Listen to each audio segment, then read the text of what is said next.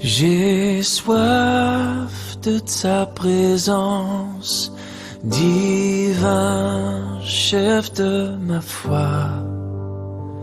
Dans ma faiblesse immense, que ferais-je sans toi?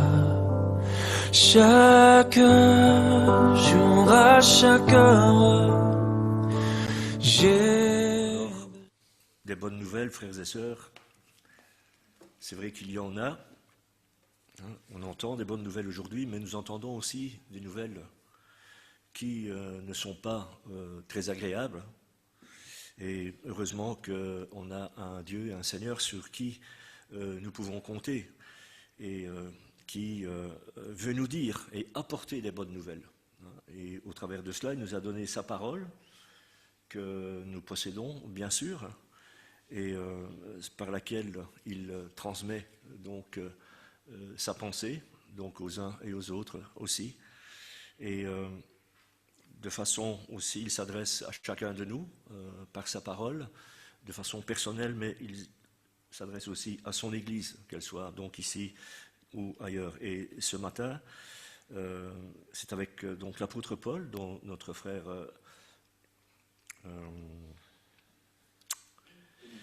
Émile nous a parlé qu'on va s'informer de ces bonnes nouvelles qui lui ont été donc rapportées par un chrétien, un frère de l'église de Colosse.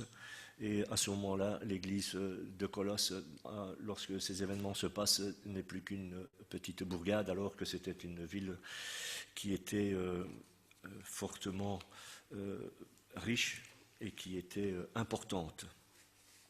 On va lire quelques versets donc dans cet épître de Colossiens que l'apôtre Paul donc apporte des bonnes nouvelles et fait référence à ce qui se passe dans cette église.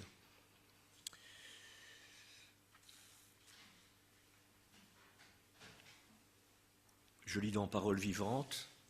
Je pensais prendre la Bible du semeur, mais elle était trop grosse pour mettre dans mon cartable, donc je ne l'ai pas pris. J'ai pris Paroles vivantes, c'est plus facile. Donc, Colossiens, chapitre 1, verset 1.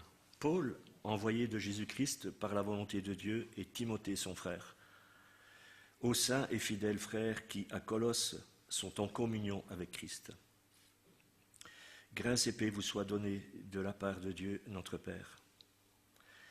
Nous prions constamment pour vous, et chaque fois que nous le faisons, nous remercions Dieu, le Père de notre Seigneur Jésus-Christ, car nous avons appris que votre foi est ancrée dans le Christ Jésus et que vous portez un amour réel à tous les chrétiens. Cette foi et cet amour découlent de l'espérance que vous avez placée dans les trésors que vous réservent les mondes célestes. Cette espérance, c'est la prédication de la vérité, le message de la bonne nouvelle, qui vous l'a fait connaître en parvenant jusqu'à nous, jusqu'à vous. Partout où cet évangile pénètre, il gagne du terrain et porte des fruits toujours plus abondants. Il en a été de même parmi vous depuis le jour où vous l'avez entendu et où vous avez saisi la vraie signification de la grâce de Dieu. Épaphras, notre cher collaborateur, vous a instruit. C'est un fidèle serviteur du Christ qui prend vos intérêts à cœur. Il nous a dit quel amour l'Esprit vous inspire.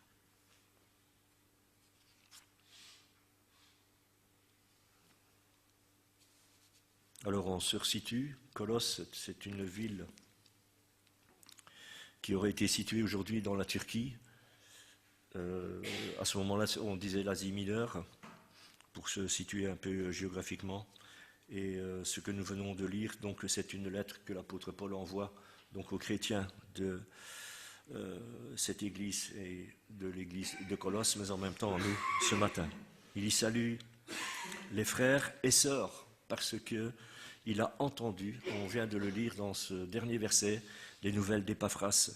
Épaphras qui est un responsable de l'église de Colosse et qui rend visite à l'apôtre qui lui est en prison.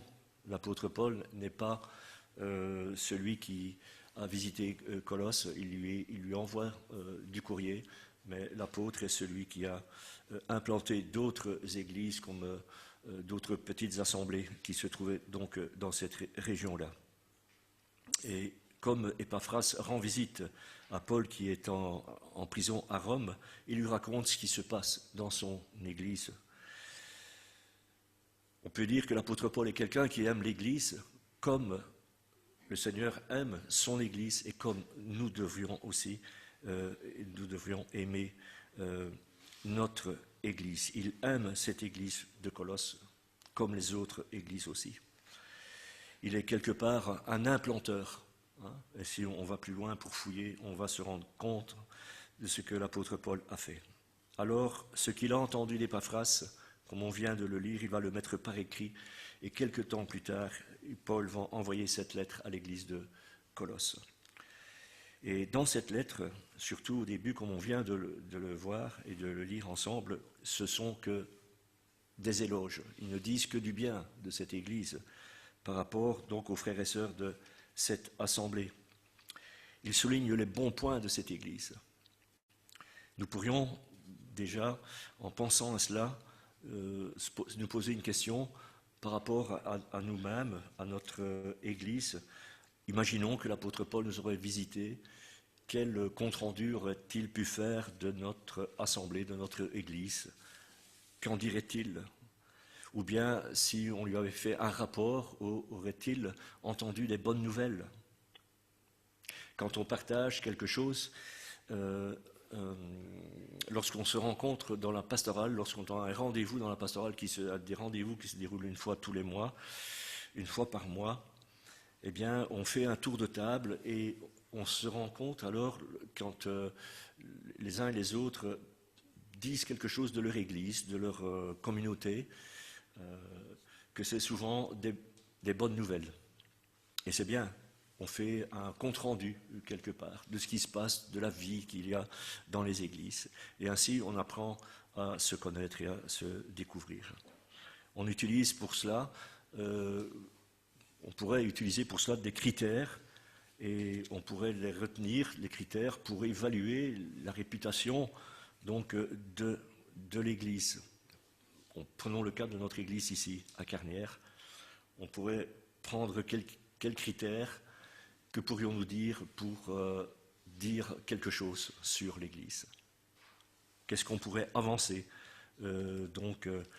comme argument pour apporter des nouvelles de notre Église pour nous aujourd'hui? Que pourrions-nous en dire?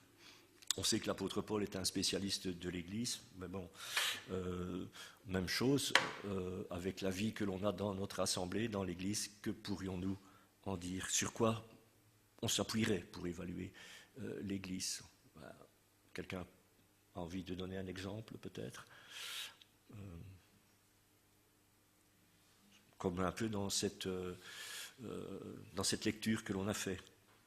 Est-ce qu'on dirait, par exemple, on prendrait comme évaluation, ben oui, le bâtiment et son architecture, ou bien la prospérité des membres, par exemple? Est-ce que vous avez d'autres idées?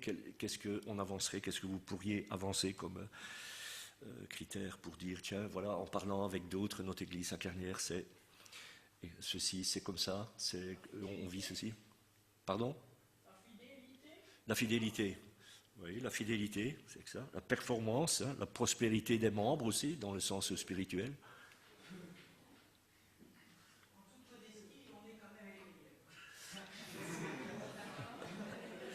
Ouais, on pourrait parler, voilà, évaluer la performance donc des équipes, des frères et sœurs,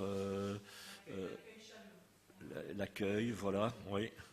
Comment le Seigneur travaille dans les vies, malgré les circonstances qui parfois ne sont pas favorables. Oui. Et peut-être un élément qui est visible, c'est aussi les moments de baptême, puisque c'est la concrétisation visible de choses qui se passent. Luc, il a déjà pris de l'avance. C'est bien, Luc. Ok, c'est bien. On voit que c'est un ancien.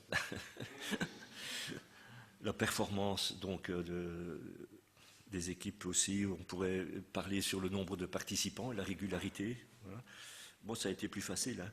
Sur son rapport aussi dans le monde extérieur, ben voilà, le marché de Noël, la fête de Noël, c'est un système, une action, un événement que l'on crée pour pouvoir s'impliquer et être à l'extérieur. Et c'est notre façon de participer avec les citoyens, quelque part, même si ça n'a pas le gros boom des marchés de Noël, je vais dire Strasbourg, Alsacien, enfin tout ça, c'est pas ce sens-là. D'ailleurs, je vous défie de trouver, enfin, j'ai une fois fait un gros marché de Noël, je n'ai pas vu une seule cellule chrétienne sur un gros marché de Noël, hein, je vous en rassure. Je sais pas. Enfin, Marc, tu es d'accord avec moi, Marc? Donc voilà, ça ne veut pas dire la grosse armada, ça ne veut pas dire pour ça que c'est l'essentiel. Alors, ça pourrait être tout cela, mais on aurait probablement aussi certainement des critères différents pour définir donc si notre Église, elle est bien ou pas. Ça, ce serait à discuter peut-être dans les couloirs, et peut-être que tout le monde... Mais je parle des bonnes nouvelles, en sachant que quelquefois, il y a des mauvaises nouvelles. Donc on sait, frères et sœurs, que l'Église est un ensemble de personnes dont la vie de chacun va influencer la santé de l'Église. Ça veut dire qu'on doit faire attention à notre propre santé aussi. La vie de l'Église dépend de la vie personnelle aussi de chacun de nous. Et quand on compose l'Église, et l'Église dépend aussi fortement des efforts que l'on veut faire ou que l'on peut faire pour être, comme l'apôtre Pierre le rappelle dans son épître, des pierres vivantes. Et souvent les églises, quand on parlerait de ce qu'on est en train de parler ce matin, on pourrait dire quand on parle d'église dans le monde, le monde voit les églises comme la cathédrale de Paris qui va être fortement visitée maintenant, puisqu'elle est toute neuve. Mais bon, vu qu'elle est placée dans quand même un centre urbain où il y a énormément de monde, elle est quand même visitée. Peu importe le message qu'on y apporte. Mais l'apôtre Paul, donc, continue. Pierre vivante, nous sommes. Mais il relève au verset 4 quelque chose, donc c'est pour ça qu'on a lu ce texte-là, sur des faits qui sont arrivés donc à son oreille au travers d'Épaphras et qui ont donc été des bonnes nouvelles, des bonnes rumeurs. Et on aimerait en entendre plus souvent, quelquefois, des bonnes nouvelles. Mais il y en a, heureusement. Alors il écrit ceci, ça nous concerne, au verset 4. Nous avons en effet entendu parler de votre foi.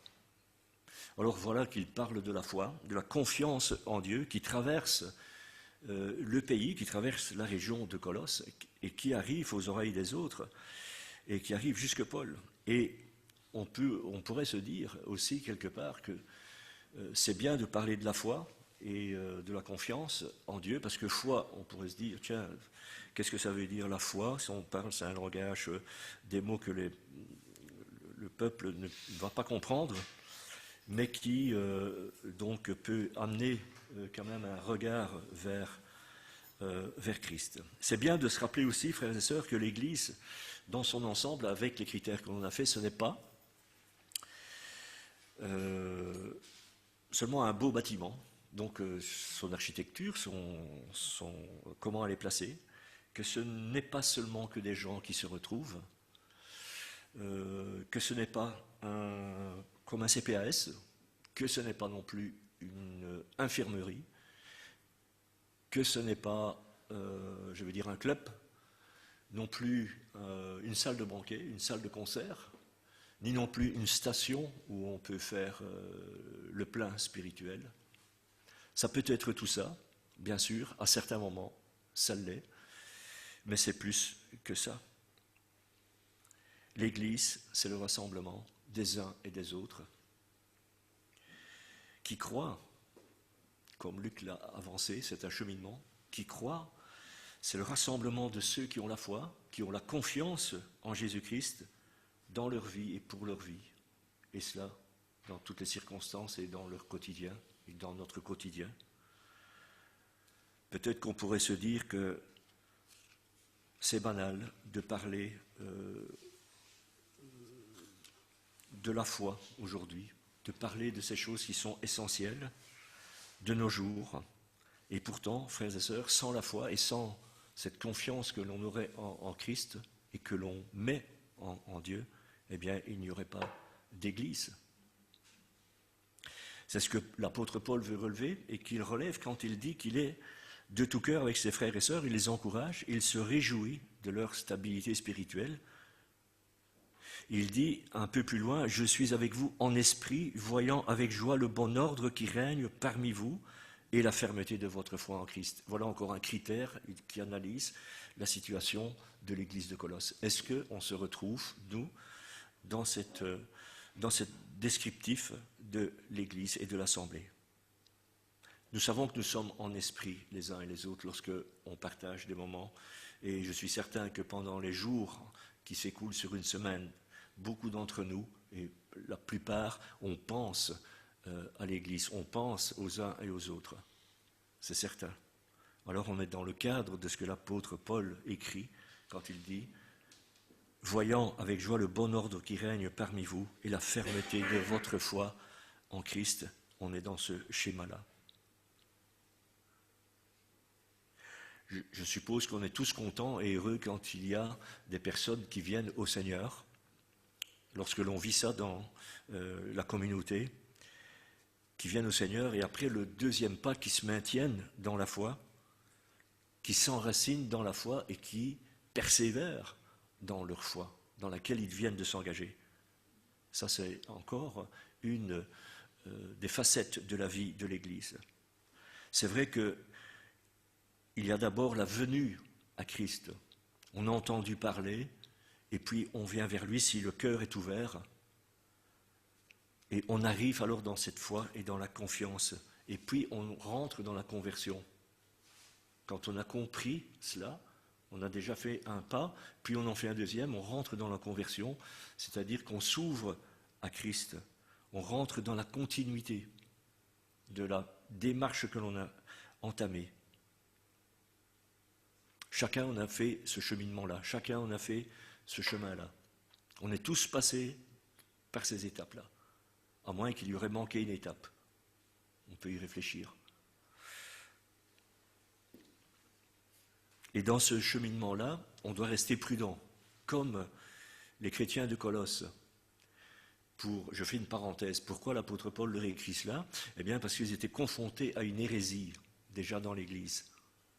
Donc ça voulait dire qu'il y avait un enseignement qui était donné qui voulait mettre de côté la divinité de Christ. C'était pas ça la priorité, c'était autre chose. Et les chrétiens, ils étaient un peu, les frères et sœurs qui étaient dans cette assemblée, ils étaient un peu désarçonnés, déséquilibrés. Certains avaient une foi ferme, une confiance forte en Dieu, mais d'autres se sont laissés prendre dans le piège.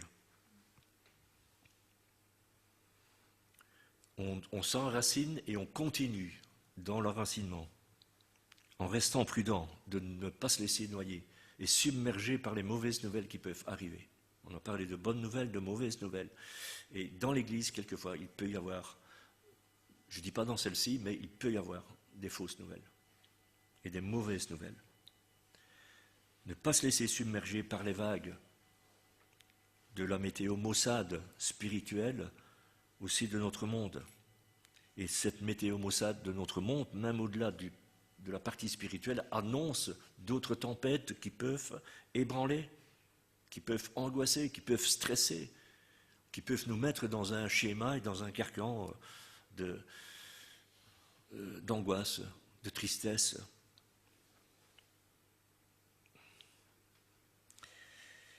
Et après, quand on est dans son cheminement de chrétien, de personnes engagées avec le Seigneur, il y a aussi quelquefois des risques qui peuvent arriver, qui peuvent poindre, qu'on pourrait appeler le chant des sirènes qui appelle ailleurs, qui amène à décrocher et qui pousse aussi dans ce sens-là. Et si on veut que cette bonne nouvelle de l'Évangile reste en nous, eh bien, il nous faut rester accrochés à Christ. Il nous faut rester ancrés en lui. Dans certaines versions, l'apôtre Paul utilise ça. Ensuite, l'apôtre parle du deuxième point, donc qui le réjouit, de cette deuxième nouvelle qu'il a entendue. C'est dans ce verset 4. Donc on reprend le verset, on a parlé de cette foi, de la confiance, foi, confiance, espérance. Il parle de l'amour. Nous avons entendu parler de votre amour pour tous ceux qui appartiennent à Dieu. Voilà ce qu'il dit aux frères et sœurs de Colosse. Nous avons entendu parler d'abord de votre foi et puis de votre amour pour tous ceux qui appartiennent à Dieu. Il ne dit pas de l'amour pour ceux qui sont du dehors, il parle de l'amour pour ceux qui sont dans l'assemblée, dans l'église. Et au verset 8, il reprend encore cette bonne nouvelle, il dit, et il nous a appris donc Épaphras, de quel amour l'Esprit Saint vous anime. Voilà quelqu'un dont on ne parle pas trop souvent, et pourtant à notre insu, peut-être quand on n'y pense pas, ou bien qu'on l'oublie, il est toujours là. Il est notre accompagnateur, celui qui fait les démarches dans notre vie chrétienne, dans notre parcours ici-bas. C'est une promesse que Dieu a faite, que Jésus a faite lorsqu'il est parti. Je vous apporterai, je vous laisserai un consolateur qui vous aidera, qui vous assistera. Je prends toujours le message de l'accompagnateur parce que quand on fait de la montagne, pour ceux qui aiment bien faire ça, il faut des gens qui soient à même de comprendre les parcours que l'on fait et qui sont des accompagnateurs. Pour ceux qui se lancent dans des randonnées en montagne. Mais ici, il s'agit donc de l'Esprit Saint qui est à nos côtés, qui nous anime aussi, comme les chrétiens de Colosse, comme les frères et sœurs de Colosse. On peut dire quel bel éloge que Épaphras fait de son Église et qu'il rapporte à l'apôtre Paul. Et on doit se dire que si on n'a pas cet amour-là, sans aimer, sans amour, l'Église ne tient pas. Elle ne tient que parce qu'il y a cet amour que Dieu a mis en chacun. Et l'apôtre Paul écrit la même chose aux chrétiens de Thessalonique. Il dit, vous avez vous-même appris de Dieu à vous aimer les uns les autres. C'est pas naturel, ça. Ça ne vient pas de notre racine. C'est l'Esprit Saint qui met ça en nous à partir du moment où on a un regard vers Dieu, où on se tourne vers lui. En espérant aussi, frères et sœurs, de ne pas oublier cette invitation. Vous avez appris vous-même de Dieu à vous aimer les uns les autres. Souvenons-nous, un jour on a expérimenté cela. Et Luc, il a justement parlé de baptême, et moi j'ai pris un thème, un événement que l'on a partagé il y a quelque temps avec des frères et sœurs qui sont donc partis sur une autre île, c'est pas l'île de Patmos, c'est l'île Maurice, vous vous souvenez de Lilo et Françoise. Donc ben voilà, on a vécu cet événement. Donc on s'est réjoui, on était dans le cadre aussi, dans ce schéma que l'apôtre Paul vient de décrire. Et ça aurait certainement réjoui l'apôtre s'il avait été là aussi. Mais il y a plus encore, parce que dans cette vie d'Église que l'on partage, comme Luc a parlé de baptême, c'est le moment de réjouissance. Quand on entend quelqu'un qui se tourne vers le Seigneur, ce sont des moments de réjouissance. Et il faut penser à eux et prier pour eux pour qu'ils puissent aller plus loin dans leur démarche et puis devenir... entrer dans cette continuité, persévérant et se laisser ancrer avec la parole et s'y accrocher. Mais il y a plus encore, parce que l'apôtre Paul parle alors de progrès, parce qu'il y a toujours des progrès à faire. Est-ce qu'on est d'accord? Est-ce qu'à partir du moment où on a connu l'Évangile, qu'on est entré dans cette perspective de marcher avec le Seigneur et dans ses projets, est-ce qu'on a dit, ben voilà, j'ai tout accompli, j'ai plus rien à apprendre, je connais tout, je sais tout? Non, je pense qu'on a tous fait des progrès et on doit faire toujours des progrès, de plus en plus. Mais aussi de faire des progrès envers les autres, parce qu'on parlait de l'amour dans l'Église, mais envers aussi les autres dénominations, ne pas les rejeter, parce qu'on a besoin aussi des autres églises, des autres communautés qui sont alentour de nous, pour partager la même foi, mais aussi pour progresser dans notre marche. Dans 1 Thessaloniciens, chapitre 4, verset 10, l'apôtre dit, et il encourage, il dit, c'est ce que vous faites, c'est ce que vous êtes en train de faire. Et il le dit à nous aussi. C'est ce que vous faites envers tous les frères et sœurs de la Macédoine. C'est ça qui est écrit. Mais il aurait pu dire, l'apôtre Paul, ben c'est ce que vous faites envers les frères et sœurs de la région du centre, dans la province du Hainaut. Il aurait dit ça, l'apôtre.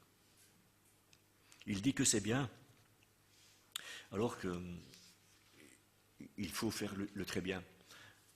Quand on est passé de l'enseignement traditionnel à l'enseignement moderne, vous savez que pour les plus anciens, vous aviez un bulletin sur lequel on vous mettait soit un 5 sur 10, ou un 0 sur 10, ou un 9 sur 10. Et puis on est passé à insatisfaisant, satisfaisant, bien, très bien, ou bon, très bon. Eh bien, donc, moi, quand j'avais satisfaisant, mes parents ils me disaient, il faut faire bien. Si j'avais 5 sur 10, ils m'avaient dit auparavant, il faut faire du 7 sur 10, il faut faire du 8 sur 10. C'est comme ça. Donc, si on dit que c'est bien, on ne faut pas se contenter du ce bien, il faut se dire, je peux encore faire mieux, et nous pouvons faire mieux, viser le très bien, parce que dans l'Église, si on vise l'excellence, eh bien, c'est la renommée de l'Église, quelque part, qui continue pour qu'on dise, ils sont dans une bonne démarche, ils naviguent bien. On peut se poser encore une question par rapport à l'amour que l'apôtre Paul parle. Si on regarde bien les premiers versets que l'on vient de lire, il n'y a rien dans ces passages qui nous démontre que l'Église de Colosse est remplie d'amour dans ces premiers versets. Il n'y a pas d'info sur son constat à l'apôtre Paul. Il n'y en a qu'un seul, c'est celui d'Épaphras.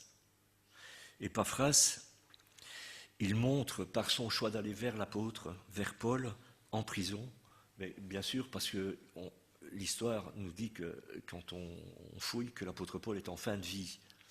Il n'a pas une vie facile, il est en fin de vie. Mais ce n'est pas pour cette raison-là qu'Épaphras il y va. C'est pour lui apporter des bonnes nouvelles. Et il va entreprendre un voyage qu'il n'est pas obligé de faire. Parce que d'aller partir de Colosse jusqu'à Rome, il y a à peu près plus de 1000 kilomètres. Alors, il n'a pas à sa disposition Flixbus, ni non plus le TGV ou un aéroport, ça n'existait pas. Donc il fallait vraiment s'organiser. Et ce voyage va lui coûter de l'argent, va lui coûter du temps à Épaphras. Mais il va y aller. Il va y aller parce qu'il aime son frère, l'apôtre Paul. Et il démontre concrètement l'amour qu'il a pour lui. Il n'a pas fait de discours, il n'a pas ciblé l'émotion, il n'a pas travaillé sur la sensation, il n'a pas fait de roman. Non, il a dit, je vais lui porter les nouvelles, et il est parti. Comme dans son épître de Jean, épître 1, chapitre 3, verset 10, pas en parole ni avec la bouche, mais en action et en vérité. N'hésitons pas, ne tournons pas alentour du pot, même qu'il peut y avoir quelquefois donc de la maladresse pour aller vers l'autre.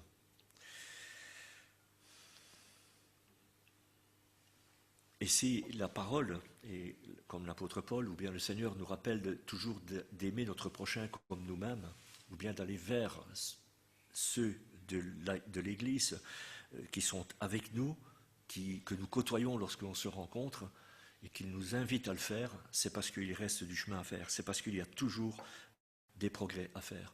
Il ne faut pas le faire sous une forme de compétition pour aller vers l'autre, ni non plus de concurrence, mais de se rappeler donc de cet amour fraternel doit rester une priorité dans nos vies, comme le souhaite le Seigneur, comme l'apôtre Paul l'écrit encore, en s'exerçant peut-être chacun avec les mots que l'on peut trouver.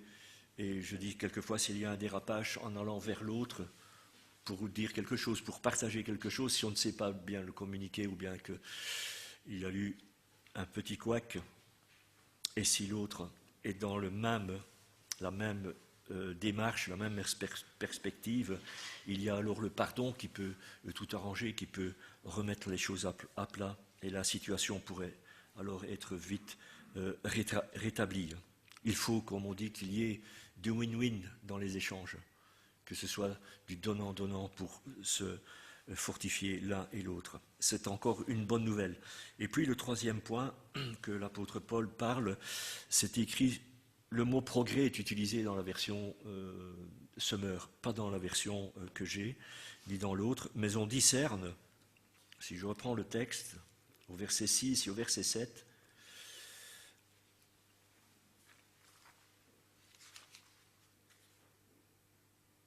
voilà, il dit, partout où cet évangile pénètre, il gagne du terrain, donc il y a une progression qui est discernée, porte des fruits toujours plus abondants, et puis il dit, il en a été de même parmi vous. Donc, les chrétiens de Colosse étaient appelés à toujours garder le cap et à ce que cette bonne nouvelle de l'Évangile continue. Je vous avais dit que tout à l'heure, il y avait donc une certaine forme d'hérésie donc, dans les églises, hein, et dans celle-là en particulier, et puis dans d'autres, il avait d'autres soucis. Donc, il parle que cette progression de l'Évangile doit continuer, malgré qu'il y ait des problèmes. Et alors la séparation et le tri va se faire de façon naturelle.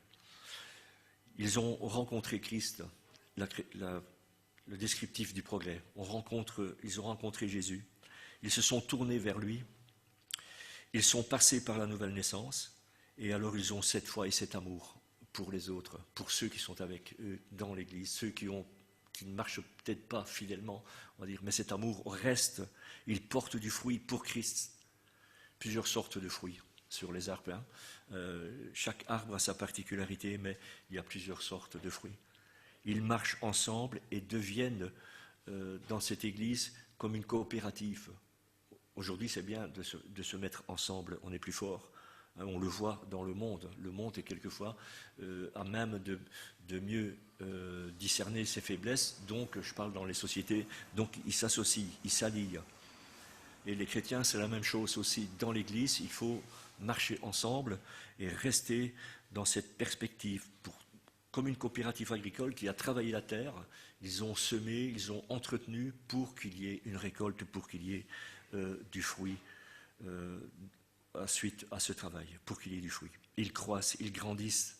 Dans l'Église, on croisse, on grandit, on progresse comme un thermomètre qui annonce la température qu'il y a aujourd'hui. La température, un baromètre va annoncer le temps qu'il y aura probablement dans 2 jours, 3 jours. Mais c'est un peu comme ça, la maturité spirituelle, la croissance spirituelle dans l'Église. Ça doit grimper. Et si ça grimpe et qu'on voit nous-mêmes qu'il y a des progrès, ceux de l'extérieur vont le voir aussi et vont remarquer ça, ça va les interpeller, la bonne entente qu'il y a. C'est pour ça qu'on a parlé au départ, quel regard on a sur l'Église, et certains ont dit, on peut avoir aussi un regard extérieur, et qui a le regard extérieur? Eh bien, les gens du dehors, ils ont un regard extérieur sur nous, et donc c'est l'importance, et c'est très important que l'Église se maintienne et garde cette bonne entente. L'apôtre Paul parle des progrès, et quand il parle des progrès, comme on vient de le voir, c'est de l'Évangile qu'il parle, bien sûr, de cette bonne nouvelle, et il parle du progrès spirituel aussi, parce que notre monde parle aussi de progrès, de progression, mais ce n'est pas du même genre de progrès, il parle avec un langage commercial. Dans notre monde, on parle de cette progression-là, une progression économique, mais ici, ce n'est pas de ce progrès-là qu'il est question, mais de progrès spirituel. C'est une autre entreprise, celle de Christ. Ce n'est pas les mêmes entreprises que celles qui sont dans la société. On ne parle pas de croissance avec du chiffre, on parle de croissance spirituelle, de croissance de maturité. Comme des cœurs qui se donnent, des cœurs qui s'ouvrent, qui portent du fruit pour l'excellence de l'Église, pour son Église. Et dans Galates chapitre 5, il y a, on pourrait dire, comme un arbre sur lequel on peut trouver tous les fruits que l'on peut porter, qui apporte une description des fruits qui sont portés pour lui, pour Christ, que nous pouvons porter.